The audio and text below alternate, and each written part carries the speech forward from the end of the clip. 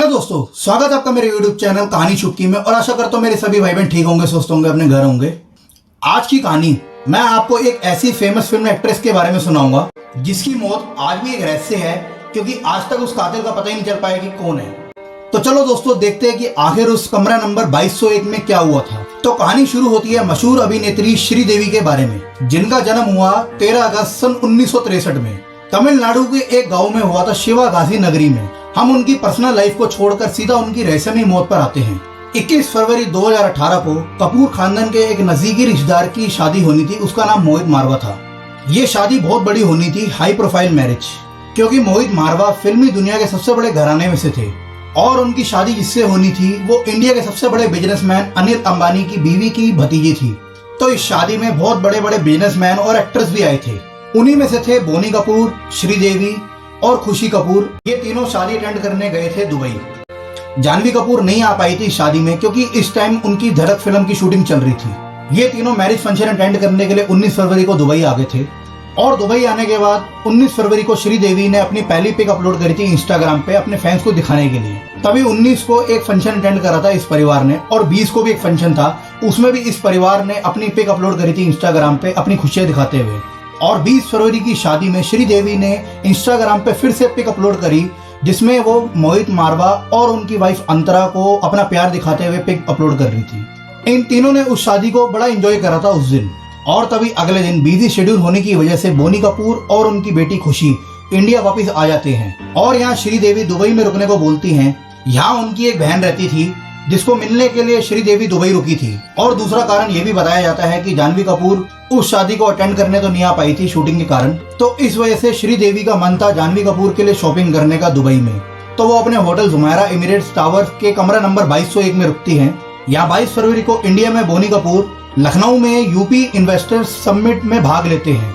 और अगले दिन 23 फरवरी को श्रीदेवी की बोनी कपूर से बात होती है, जिसमें वो उनको बताती हैं कि वो उनको बड़ा मिस कर रही हैं। तो ये सब बातें होने के बाद बोनी कपूर प्लान करते हैं क्यों ना मैं श्रीदेवी को कल जाके एक सरप्राइज दूं और एक अच्छी सी जगह पर डिनर कराने के लिए लेके जाऊं। और तारीख आती है 24 फरवरी की, जिसमें बोनी कपूर सीधा दुबई पहुंच जाते हैं श्रीदेवी को सरप्राइज देने के लिए उनके होटल में। और होटल में बोनी कपूर को देख श्रीदेवी पहले तो बड़ा खुश होती है। फिर बोनी कपूर पहले उनको मनाते हैं कि कई बार डिनर पे चलते हैं। पहले तो श्रीदेवी मना करती हैं, फिर काफी मनाने के बाद वो मान जाती हैं। और तभी वो बोनी कपूर को कहती है कि मैं नहाकर रेडी होकर आ रही हूँ, तुम बाहर वेट करो। तो बोनी कपूर उस समय टीवी में क्रिकेट मैच लगा देते हैं। तभी उनको मैच देखते हुए 20 मिनट से ऊपर हो जाते हैं और वो सोचते हैं कि श्रीदेवी बाहर नहीं आई बाथरूम से, चलो देखने चलते क्या हुआ है। और बाथरूम में पहले तो उनको श्रीदेवी कहीं नजर नहीं आई। तभी थोड़ा उन्होंने पास आकर देखा कि श्रीदेवी बाथटब के अंदर डूब गई थी। पहले तो उन्होंने श्रीदेवी को बाथटब से बाहर निकाला और अपने एक दुबई में रहने वाले दोस्त को बुलाया। 15 मिनट के अंदर अंदर वो दोस्त भी आ गया था। फिर इन दोनों ने होटल स्टाफ को बुलाया, तो वहाँ इमरजेंसी में एक डॉक्टर आया। पहले तो उन्होंने श्रीदेवी को देखा और देखते ही डिक्लेयर कर दिया कि उनकी मौत हो गई है। फिर भी बोनी और उनके दोस्त ने एक एम्बुलेंस को बुलाया और वो एम्बुलेंस सीधा अल रशीद हॉस्पिटल के अंदर ले पहुंची। वहाँ भी डॉक्टर्स की एक टीम ने श्रीदेवी को देखने के बाद घोषित कर दिया कि इनकी मौत हो गई है।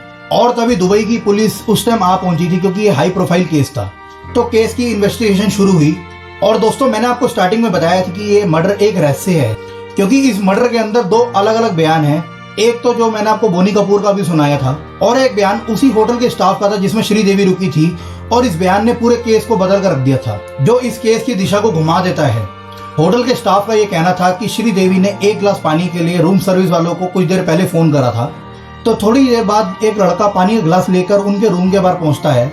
किसी ने भी गेट नहीं खोला। 10-15 मिनट बजाने के बाद वो लड़का सीधा घबराते हुए होटल स्टाफ मैनेजर के पास गया। फिर मैनेजर और उसके और भी स्टाफ मेंबर्स गेट खोलने के लिए गए, तो गेट तो उन्होंने अपनी मास्टर की से खोल दिया था। और अंदर घुस के सबने देखा कि श्रीदेवी कहीं भी नहीं थी। तभी एक लड़के की नजर दूसरे रूम के बाथरूम के गेट की तरफ पड़ी, जो खुला हुआ था। और सभी स्टाफ मेंबर्स उस तरफ भागते हुए गए और बाथरूम में जाके देखा तो श्रीदेवी जमीन पर गिरी हुई थी। होटल के स्टाफ का ये कहना था, उस समय तो उनकी सांसें चल रही थी। तो उन सभी होटल के स्टाफ मेंबर्स ने बिना टाइम गवाए सीधा एम्बुलेंस को बुलाया और वो एम्बुलेंस सीधा अल रशीद हॉस्पिटल ले पहुंची। वहां जाकर डॉक्टर्स ने भी ये पुष्टि कर दी कि श्रीदेवी की मौत हो चुकी है। तो दोस्तों, आप खुद बताओ कि होटल स्टाफ और बोनी कपूर के बयान में कितना जमीन आसमान का अंतर था। इधर जो दुबई की पुलिस इन्वेस्टिगेट कर रही थी, वो बोनी कपूर के बयान के साथ चल रही थी। हद तो तब बढ़ गई थी कि एक बार होटल के स्टाफ का बयान न्यूज़पेपर में आ रहा था दुबई के।